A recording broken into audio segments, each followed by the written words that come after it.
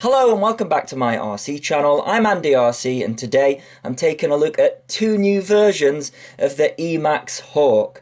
And I have so much anticipation for these models because when the first Hawk 5 came out, it destroyed the competition when it came to ARTF race quads. Its top speed was somehow 106 mph. I say that because, well, 2206 is actually my favourite size stator motor for top speed on 5-inch quads. They were only 2300 kV, so it shouldn't have got that kind of speed, but it did.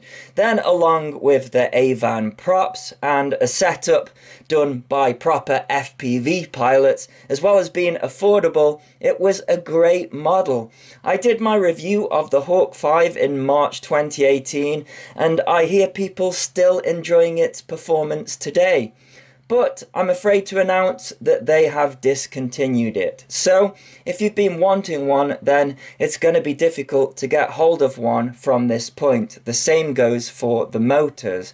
However, the Hawk 5 was missing what is now an expectation when it comes to all quadcopters, which is the ability to change the VTX channel power and output via Betaflight's on-screen display settings. So I guess Emax decided it was overdue for an update. So the first model is called the Hawk Sport and the second model is called the Hawk Pro. And despite them removing the number 5 from both names, they are 5-inch quads. Now, at the making of this video, I haven't got any prices, but by the time this video comes out, there will be links in the video description as well as in a pinned comment, so you will have to click those to see how much they cost. The Hawk Sport is a entry level version and will be cheaper than the Pro version. It has the Emax Eco Series motors, which have a 2207 stator and is available with 4S 2400 kV motors or 6S 1700 kV motors. And despite it being a budget motor, they still have a hollow shaft with naked bottoms and a hex screw to secure the ball in place, which is so much more convenient than other budget motors that come with a C-clip.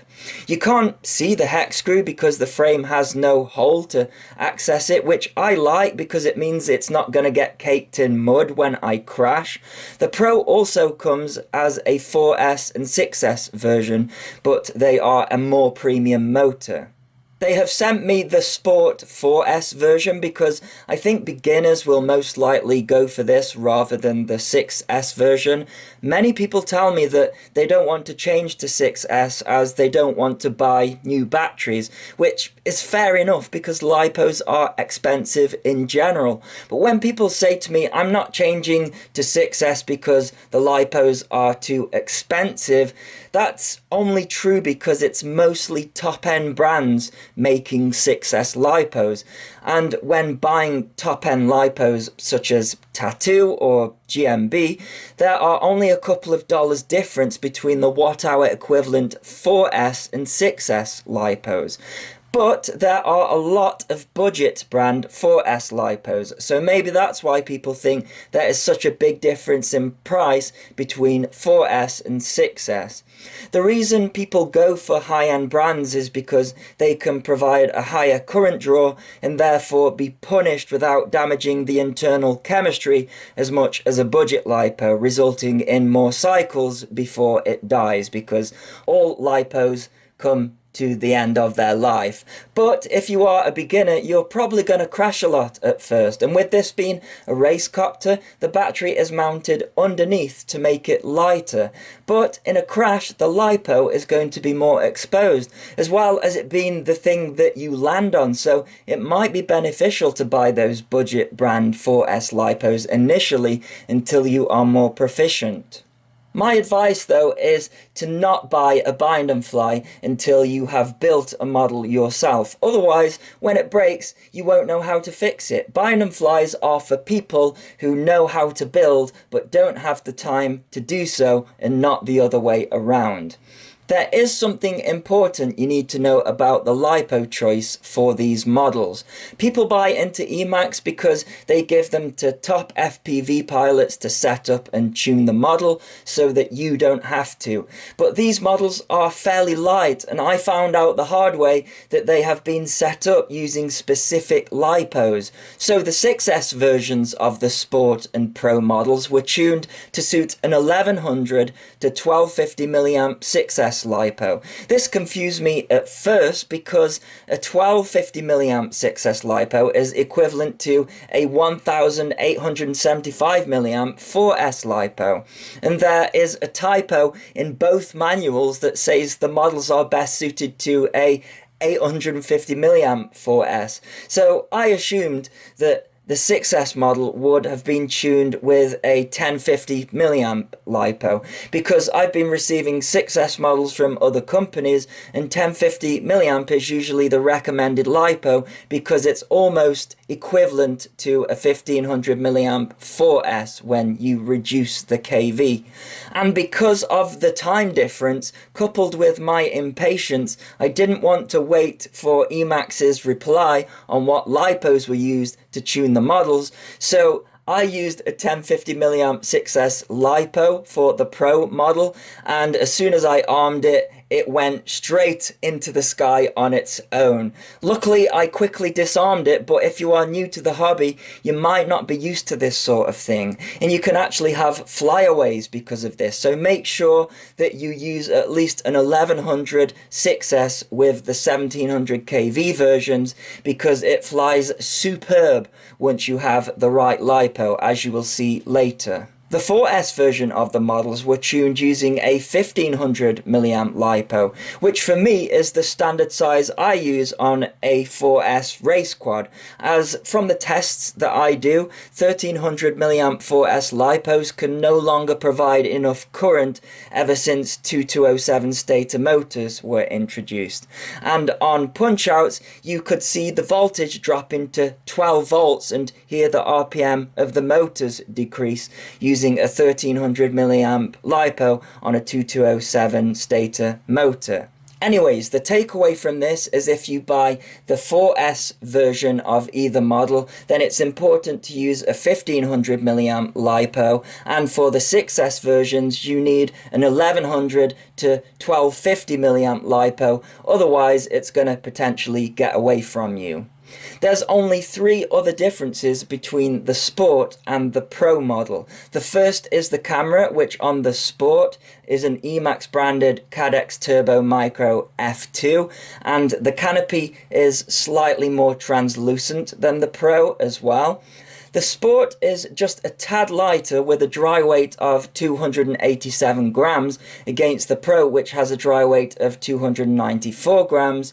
The stack, receiver, the frame, VTX and antennas are all the same. So let's move on to the Pro version, which, as I mentioned, has different motors, which have a 2306 stator and also a hollow shaft and a hex screw securing the bell in place. These are the 1700 kV 6S versions, but as I mentioned earlier, you can also get the 4S 2400 kV version. They actually have a naked bottom, but you can see they have a printed circuit board built into them and some LEDs that change in brightness as you go up on the throttle, hence the name. You can change the color of them as well, but not via Betaflight. Instead, there are these plastic covers which change the color of the lights, which must be white. I think it's a great idea because it's different, and somehow, despite the LEDs and the larger stator motor, the Pro version is only 7 grams heavier than the Sport, which is impressive. Okay, let's see what these LEDs are like. It is really dark, so I hope it shows up on the camera, but I can see them really well. IRL, is that what they call it in real life? Oh yeah. I really should have put different coloured ones on the back for orientation. I really like how you only have to replace the plastic to change the colour. Actually flying this better than I do in the daytime because I can see all four corners of the quad for once. You can't see the props at all, you just see the LEDs. I can see me getting confused when it's pointing the wrong way though, definitely. If it catches me out or if I get too far away from myself, which I don't want to do because I don't think the camera's going to pick it up. So it's a GoPro 4 Black, and it doesn't do too well in low light, but hopefully it's enough so you can see the LEDs on this thing. I'll try and get a bit closer, maybe you'll see it then.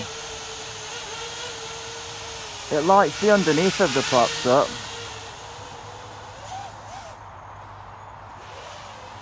And you can see the LEDs when it's upside down as well.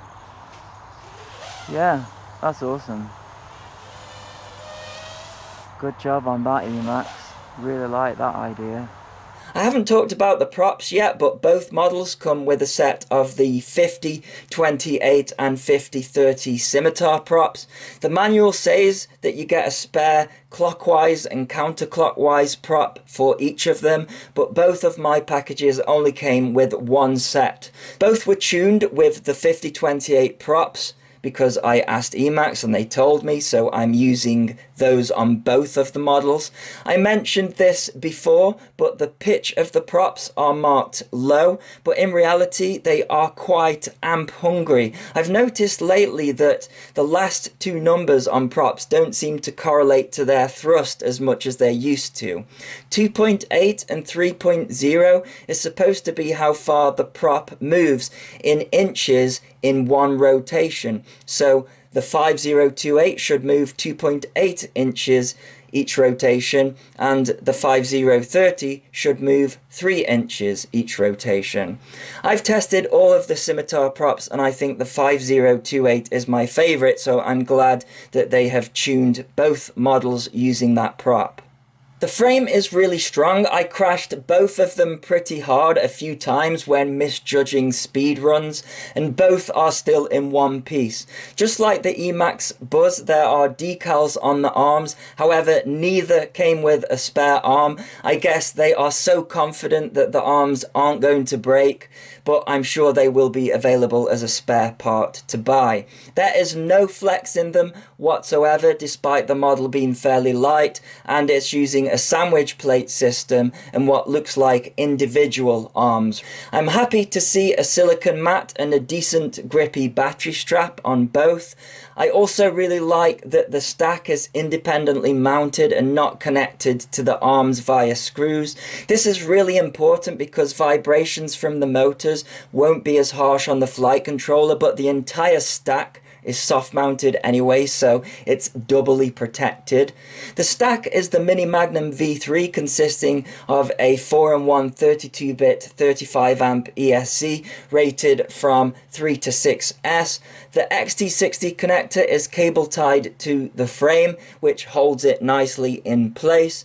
The flight controller is an F4 with Betaflight on-screen display, and it is set up perfect. All I changed was the power and battery on the 4S version to 3.3 volts per cell, as you get more voltage sag with 4S, and these models have a physical beeper, so I don't want that going off every time I do a punch out.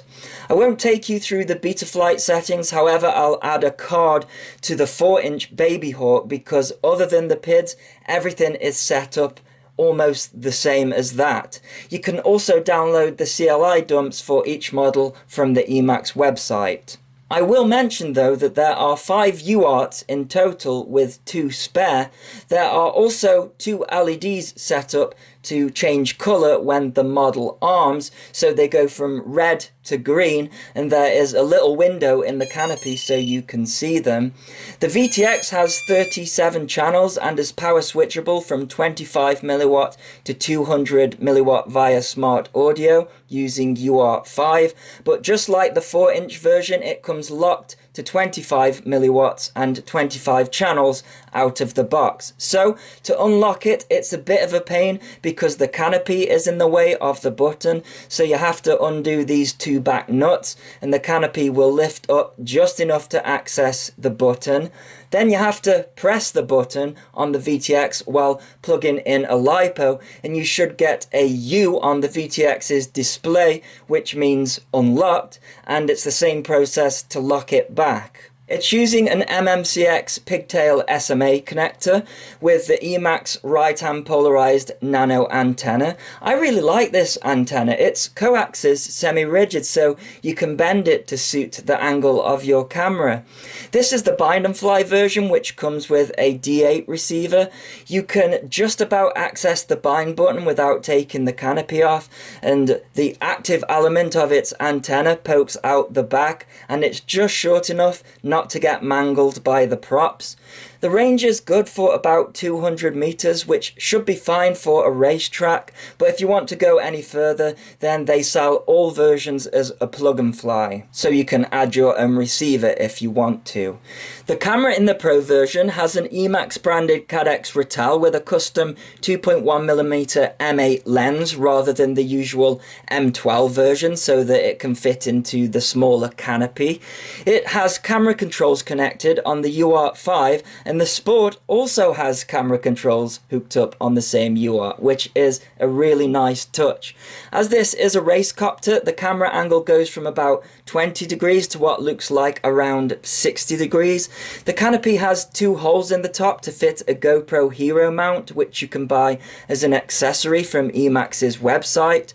Left in the box for both versions is a manual specific to each model, as well as the manuals for each specific camera, a spare canopy and camera mount, as well as a bag of spare screws, nuts and soft mounts, and the only thing extra in the Hawk Pro's box are some blue and clear motor surrounds to change the colour of the LEDs. So the first flight that I did was with the Hawk Pro, because I had an inkling that it was going to be my favourite, with it being 6S. So I've got my speed meter set up, so let's see how fast it goes on full throttle. So that's 100 mph. And what's interesting when you receive these review units, you sort of get a briefing paper, and it explains that the scimitar props are for endurance rather than speed, and if you put the Avan flow props on this model separately, then you can get over 100 mph. But what I found funny was that it was getting 100 mph on these props that are meant for endurance. In fact, I think I dived this tree and I think it goes quicker. Yeah, 101 mph. And this is what I love about 6S. And in the other direction, 100. It's consistency. That's why I like 6S so much. As for the model and the tune, absolutely perfect. No prop wash whatsoever. It's got that signature Emax smoothness, and probably do 100 mph again. I'm actually using the 1250 milliamp 6S for this to see how long of a flight time that I got. Unfortunately, as I was doing one of the speed runs I mentioned earlier, I crashed, but I carried on to see how long the flight time was. So we'll take a look at that at the end, but trying to do a bit of freestyle here, but as you can see, absolutely no prop wash whatsoever. And maybe if you used an 1100, it would go even faster on these props. But yeah, I think with it being a racer, I think the agility and the smoothness is more important than the top speed. But again, 100 mph, I think, yeah, that is where it's at with this model. And yeah, 101 was the quickest that it went. One thing you do get with 6S is you do get more interference through the video, and there are some low ESR capacitors on this stack, but obviously it's not quite enough to filter out the noise, but it's not debilitating at all. And I absolutely love the Ratel camera. I like the colors and just how sharp it is and everything. Trying to dive the trees there. There is a little bit of a crosswind actually, but seeing as it did the same speed in both directions, it wasn't affecting it. But yeah, quite a bit of a crosswind. So just trying to do a bit of freestyle, but the camera angle is really high on this thing. So yeah, I was struggling a bit with that, and I think this is where I have the crash, and it's a pretty bad one. But I just dusted off the camera, and you can see there we've got an extra 1 minute 30, so that's actually a 4 minute 45 second flight time. So this next flight was done directly after the Hawk Pro, so this is the Hawk Sport, and you can instantly see the difference in camera quality. But let's see what its top speed is on full throttle. So that's 90 miles per hour, so it's still pretty quick, but it's not as quick as the original Hawk 5. But again, these are the 5028 Scimitar props, and surprisingly 90 miles per hour again, it's consistent. Usually what you find with 4S is your first speed run is actually your slowest and the lipo builds up, but this is actually a brand new lipo, so it is actually being pretty consistent. Yeah, look at that, 89 miles per hour. So again, these props are more for endurance. I think with this one it was also over a 4 minute flight time, and again I'm trying to do a bit of freestyle, but the tune absolutely perfect. When it came to the tune, you could not pick them apart, but I definitely noticed a difference in speed, and of course the camera. You know, this Cadex camera, it's got a line across the bottom. I mean, it's not terrible, and we are actually still getting a little bit of interference from the electrical system. So yeah, I do think the capacitors need beefing up there. But I didn't do as many speed runs with this one because I could feel through the sticks that it wasn't as quick, you know. I mean, 90 miles per hour is still quick, you know, but when you look at the original Hawk 5, like I say, it was doing 106 miles per hour, something like that. But again, you know, these are race quads, and I've learnt that top speed is never reached in a race usually. You know, it's more about the middle part of the throttle and staying consistent, and also endurance, so that's more important. And I have no doubt that if you put the Avan flow props on here that it would go faster, but you'd get a shorter flight time. So yeah, I like these models. What you will see though with the 4S's, we're already at 14.5 volts, and you get more voltage sag. With the 6S, you still got voltage sag, but its speed was consistent. But we're approaching the 3 minute mark here, so let's see what the voltage does. Yeah, look at that. Oh, it's going into the 13s, and we're still getting 89 miles per hour. So to me, that is evidence that the props are actually the bottleneck here, rather than it being the power system. So I think this has the potential to go faster. And what can I say? I love speed more than racing, but you know, these are racing quads and not drag quads. I'd love to see a drag racing series for quadcopters, but I'm not aware of many people that are too interested in doing that. But wouldn't it be great? Yeah, trying to do some more freestyle, and again, yeah, dynamic range on the camera, not that great. And also, if we take a look at the RSSI as well, it's not as bad as the 4-inch version. So, like I say, I think you could do about 200 meters with this guy. And I'm just dancing with the voltage here. So we're at 4 minutes there. And yeah, I got a big sag there and had to back off the throttle. and we only got 77 mile per hour, so yeah, nursing it back here. But look, over a 4-minute flight time. So that is my review of the Hawk Sport and the Hawk Pro. I really like them, and I really like what these guys do. So I'll put a link in the description of this video for both models, and also the new motors as well, because I really like those. And as always, thanks so much for watching. Please continue to subscribe. Cheers.